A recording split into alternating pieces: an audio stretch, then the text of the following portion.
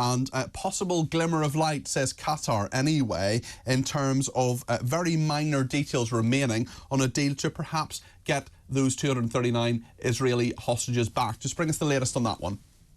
That is true. We did hear a report from the Washington Post which detailed this alleged deal between Hamas and Israel, mediated by Qatar, and the United States is also in over this. And apparently, Hamas is ready to release 50 hostages in return for a 5-day ceasefire, and the hostages will supposedly be returned in batches. Each day, every day, there will be a new batch of hostages. It will be women and children. And Qatar is now saying that the challenges are minor and they're inching closer to a deal. But I would say that we have to be cautious with this because we've heard similar reports the past 5 weeks from time to time, citing Arab diplomats and Western diplomats.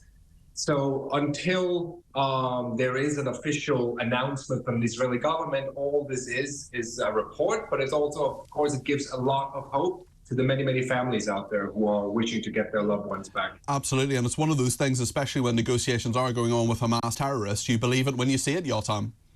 Absolutely. You have to really take everything they say with a grain of salt. Most of the things that come from Hamas it's either a psychological warfare or it's downright lies. One of the few things that most institutions in the world have been able to say that Hamas is actually telling the truth about is the number of casualties, the number, but not how many civilians and how many children and how many Hamas terrorists. And those Hamas those Hamas Health Department figures we do need to treat with a grain of salt, but they have often, the UN said, been accurate, but we just need to put that slight, excuse me for saying the phrase, health warning on them. Jotam, I wonder as well about the condition of those hostages. We're talking about often elderly people. We heard about a 13-year-old boy at one stage. We at talkTV talked to his mother. There have been, we don't know the health, we don't know the status of these people as well. They may need medical attention. We also don't know if we've heard some reports that some of them may have died or been killed. We don't know if those 239 people are in a healthy condition, whether they can make it across the border. We don't know how they've been treated, of course, by Hamas as well. There's a lot of questions. Absolutely. So first of all, this week, actually, 2 hostages were found dead. A 19-year-old girl and a 65-year-old woman. Both of their bodies were found close to the Al-Shifa hospital. And so this really raises the question, how many of these hostages are even alive? We have no idea. We get some videos from time to time, which is, of course, part of the psychological warfare. One of the videos was a 13-year-old boy begging Prime Minister Netanyahu to get him out of there. And of course, we know that he's been told what to say.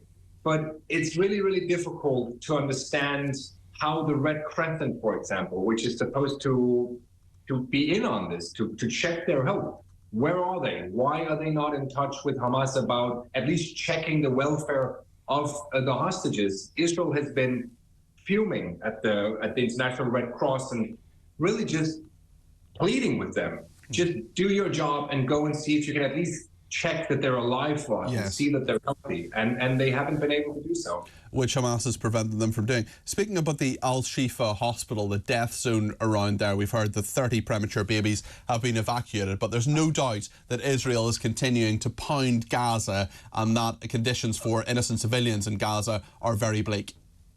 Absolutely. Again, every day that passes without Hamas surrendering, the life for civilians in Gaza it gets worse and worse. More people are killed, more people are displaced. The northern part of the Gaza Strip, it's in rubbles. I don't even know what they can come back to after this war. And the next step will, for Israel, be going to the southern part of the Gaza Strip. In fact, they've already started operating. They have dropped leaflets over Khan Yunis, which is the big city in the southern part of the Gaza Strip, and they're saying, we're coming here next. So the Al-Shifa hospital is, of course, one of the places that have gotten the most attention, mainly because it's a huge hospital, many, many patients. And the World Health Organization has called it a death zone as well. Absolutely. And again, I think we can all agree that the situation in the hospital is catastrophic. I don't think anyone doubts that. But whether Hamas has used it as a commander center or not, that is what Israel is now trying to build the case of. They said they found weapons, and they said they found the tunnels, but they also said, give us time. You don't go and expose tunnels like this, which are booby-trapped and which have Hamas fighters in them, within 24 hours. We need time to make sure that we can safely show this evidence to the world, and only then will we do it, but the evidence will come. Jotam, thank you for that update. Really appreciate that. That's Jotam Confino there in Israel.